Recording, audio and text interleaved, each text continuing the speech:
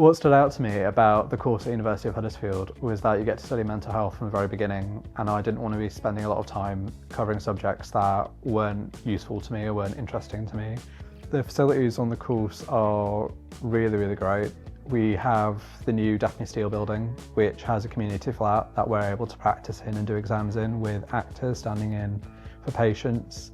That allows us to practice our skills and keep going at it until we feel confident in the skills we need. So the quality of teaching on the course is very good. We have nurses who work within the field who are able to give us anecdotes and experiences from their own work so that we have a better understanding of what patients respond well to and how to really get through to them and help them.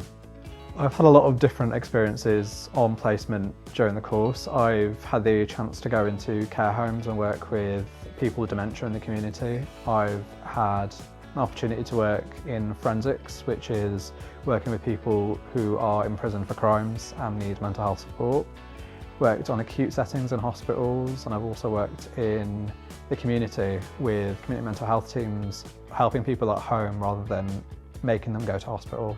And that's been a real good breadth of experience. I'd say my favourite thing about the course at the University of Huddersfield is getting to work with a variety of people from all walks of life and all ages.